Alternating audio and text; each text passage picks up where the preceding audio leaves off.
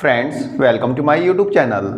Friends, DDA towering heights Karkardooma TOD project, जिसमें कि DDA ने 1026 2 BHK फ्लैट्स रखे हैं, जिनका allotment DDA e auction based पे करेगा। दिल्ली का पहला टीओडी प्रोजेक्ट जो कि डीडीए ने कड़काडूमा में तैयार किया है।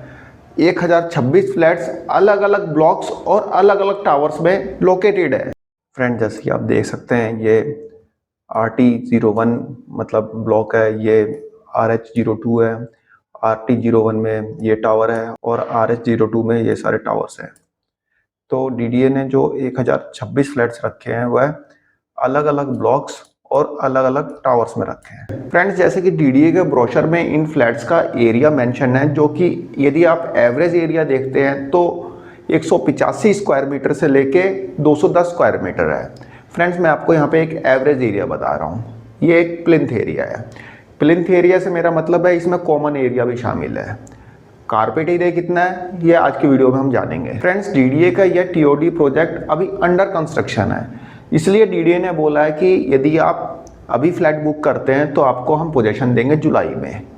तो ये सब बातें हम डीडीए की मतलब डीडीए के ब्रोशर में कर चुके हैं। वहाँ पे हमने टर्म्स एंड कंडीशन समझी भी थी, वहाँ पे हमने जाना भी था कि डीडीए इसका पोजीशन कब देगा, पेमेंट्स कैसे कैसे लेगा, मतलब कितना कितना % आपसे लेगा, ये सारी चीज़ें हमने डिस्कस कर ली है।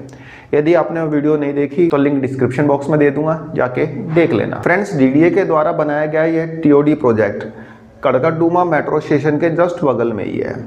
दिल्ली मेट्रो रेल कॉरपोरेशन की 2 लाइनें यहाँ से गुजरती है, पहली ब्लू लाइन और दूसरी pink line. Friends, transit oriented project यानी टीओडी प्रोजेक्ट का पहला टारगेट ही यही होता है कि कम्यूटर्स को पब्लिक ट्रांसपोर्ट की ओर मतलब एनकरेज करना, कि जो पब्लिक है, जो भी लोग वहाँ पे रह रहे हैं, उनको एनकरेज करना कि वे पब्लिक ट्रांसपोर्ट यूज़ करें, इसलिए टीओडी प्रोजेक्ट बनाया जाता है। फ्रेंड, जैसा कि मैंने अभी आपको बताया कि जो 2 BHK फ्लैट्स हैं यहाँ पे डीडीए ने अलग अलग ब्लॉक्स में रखे हैं। तो जैसा कि अभी प्रोजेक्ट जो है अंडर कंस्ट्रक्शन है, तो डीडीए ने यहाँ पे कुछ सैम्पल फ्लैट्स तैयार किए हैं ब्लॉक RH2 में। फ्रेंड्स, इससे पहले हम RH2 ब्लॉक में रखे सैम्पल फ्लैट की विजिट करें, हम एक बार बाहर से इस पूरे प्रोजेक्ट का एक व्यू देख लेते हैं। ये हमारा डीडीए टावरिंग हाइट्स, आप देख सकते हैं इसका व्यू प्रोजेक्ट का। देखिए, अभी यहाँ पे कंस्ट्रक्शन चल रहा है, इसलिए ये पूरा ढका हुआ है।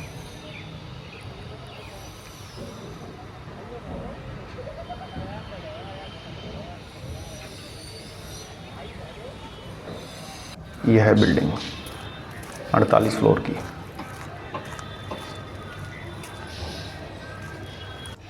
ये देखिए, अभी यहाँ पे पानी डाला गया है कि धूल ना उड़े। ये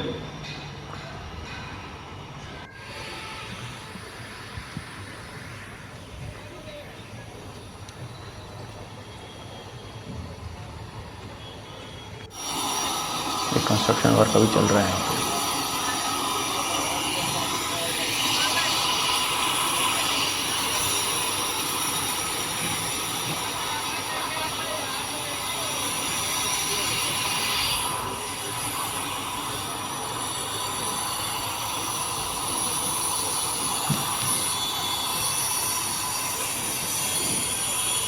ये पूरा ढका हुआ है, जहाँ जहाँ कंस्ट्रक्शन चल रहा है वहाँ जाने का परमिशन नहीं है।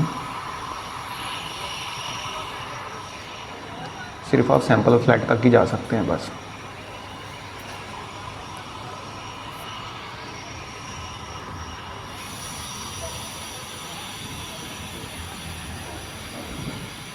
फ्रेंड्स, यहाँ पे हम 2 सैंपल फ्लैट्स की विजिट करेंगे। फ्रेंड्स, दोनों सैंपल फ्लैट में एरिया का डिफरेंस है और डिज़ाइन का डिफरेंस है, तो हम 2 सैंपल फ्लैट्स देखेंगे। सबसे पहले चलते हैं, पहला सैंपल फ्लैट देखते हैं। भाई, हमने एंटर किया फ्लैट के अंदर, तो सामने ही किचन है। देखिए, अच्छा खासा स्पेसियस किचन है। यहाँ पे एक छोटी सी बालकनी भी है इसमें।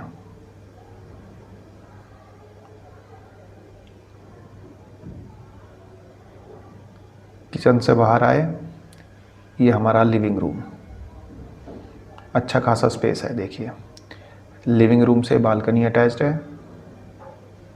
ये हमारा पहला बेडरूम, वही बालकनी बेडरूम तक आई हुई है जो लिविंग रूम से अटैच है। अच्छा खासा स्पेस है। इसके जस्ट अपोजिट ये हमारा टॉयलेट और बाथरूम। फर्स्ट बेडरूम के जस्ट अपोजिट ये हमारा दूसरा बेडरूम है। इससे भी बालकनी अटैच है और सामने आपका टॉयलेट और बाथरूम। मतलब एक ही बालकनी जो है आपके फर्स्ट बेडरूम से, लिविंग रूम से और सेकंड बेडरूम से अटैच है। ये हम आ गए दोबारा अपने फर्स्ट बेडरूम में। ये हमारा लिविंग रूम हो गया, ठीक है। ये लिविंग रूम, ये पहला बेडरूम। यहाँ से हम बालकनी में आते हैं। ये देखिए बालकनी, ये हमारा लिविंग रूम का मतलब एरिया है। ये हमारा सेकंड बेडरूम का एरिया है। देखिए अब यहाँ पे हम सेकंड बेडरूम में जा सकते हैं यहाँ से। और ये हमारा फर्स्ट बेडरूम है और ये हमारा लिविंग रूम है।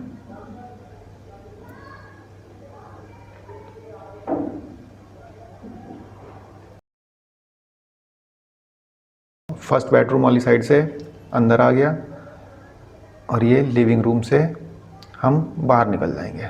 ये किचन हो गया।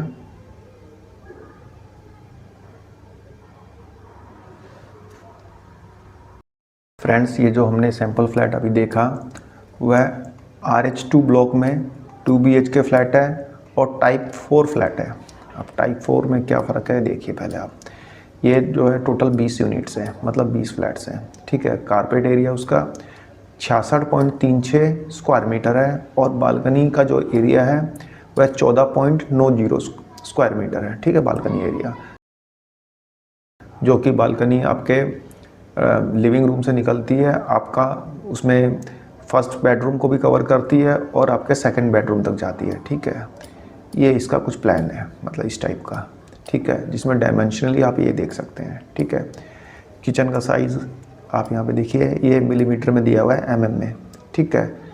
ये लिविंग रूम का साइज़ है, ये हमारा बेडरूम का साइज़ है 3530 इंटू 3050। और जो फर्स्ट बेडरूम है उसका साइज़ आप देख सकते हैं 3005 इंटू 3945 है शायद। तो ये फर्स्ट बेडरूम जिसमें कि वुडन फ्लोरिंग की हुई थी, तो ये उसका साइज़ है, ठीक है फ्रेंड्स। बालकनी का साइज़ आप देख लीजिए ये, ठीक है। टॉयलेट का साइज़ यहाँ पे दिया हुआ है। तो ये सारी डिटेल यहाँ पे दी हुई है, ठीक है फ्रेंड्स।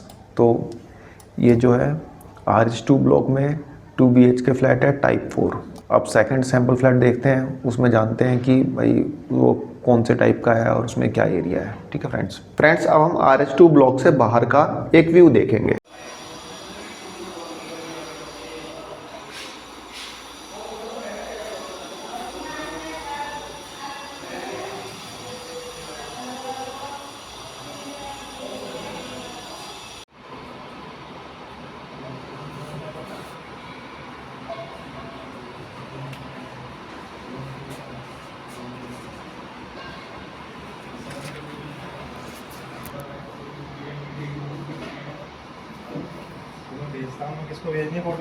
फ्रेंड्स, अब हम चलते हैं और दूसरा सैंपल फ्लैट देखते हैं। फ्रेंड्स, ये हमारा सेकंड सैंपल फ्लैट है। ये हमारा लिविंग रूम हो गया।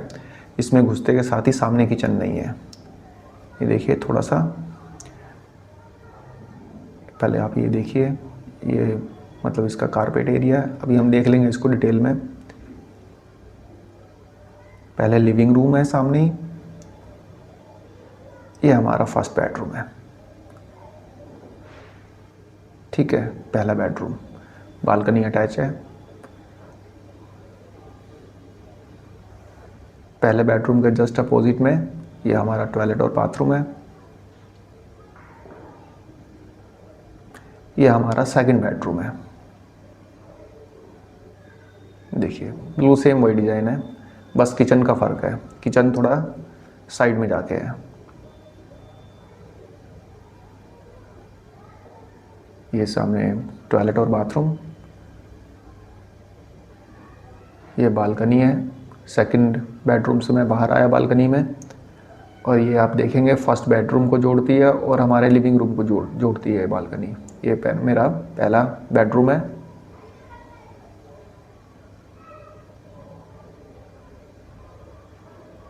और ये मेरा लिविंग रूम है।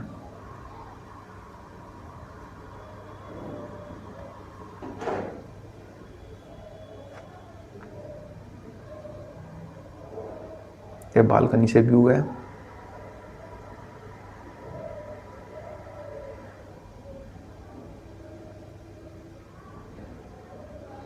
सेकंड बेडरूम है मेरा, ये फर्स्ट बेडरूम है। बालकनी से मैं अंदर आ गया फर्स्ट बेडरूम में, और यहाँ से देखिए सेकंड बेडरूम, ये इसके जस्ट अपोजिट टॉयलेट बाथरूम। अब किचन देख लेते हैं। यहाँ से हम किचन में आ गए। देखिए ये है किचन। इसमें थोड़ा स्पेस भी उससे ज़्यादा लग रहा है, थोड़ा टेपर बना रखा है जो स्लैब डाल रखे, और यहाँ पे बालकनी है।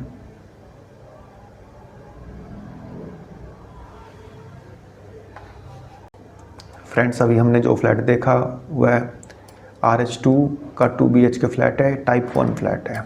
इसमें जो कारपेट एरिया है 68.70 स्क्वायर मीटर है, और बालकनी का जो एरिया है 15.50 स्क्वायर मीटर है। टोटल 18 फ्लैट्स हैं।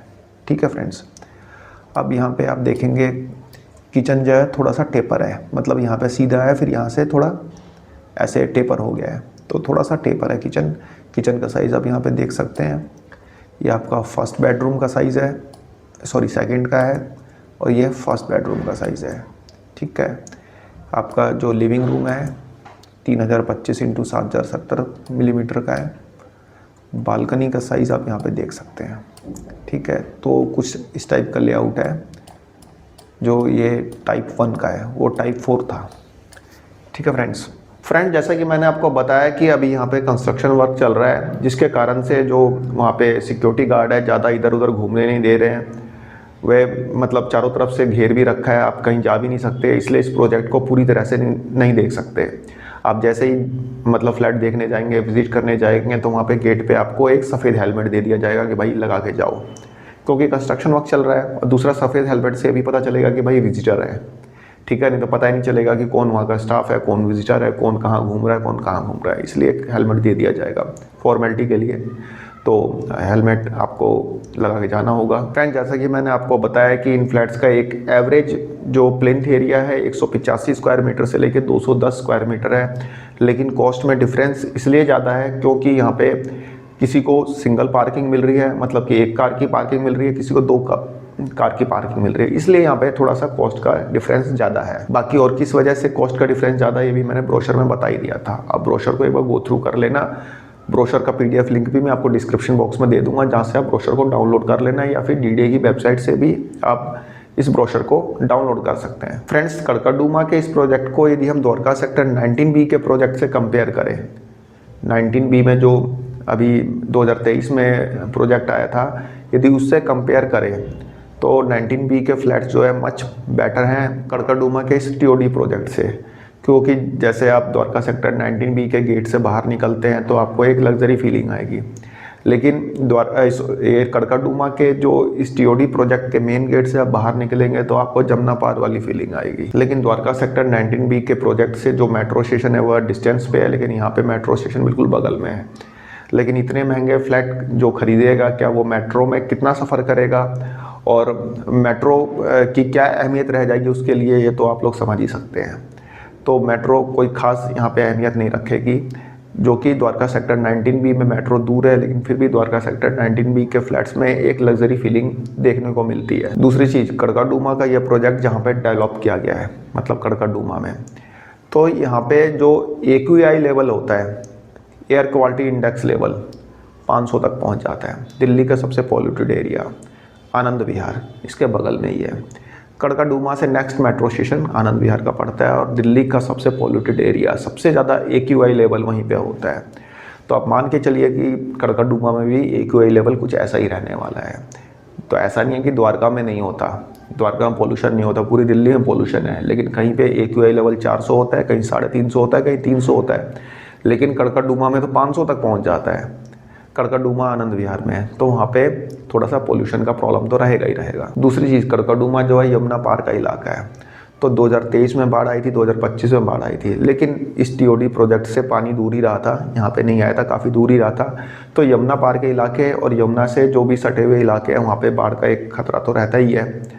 दूसरी चीज़ कि दिल्ली गवर्नमेंट ने एक नया मास्टर प्लान बनाया है, ड्रेनेज का मास्टर प्लान बनाया है।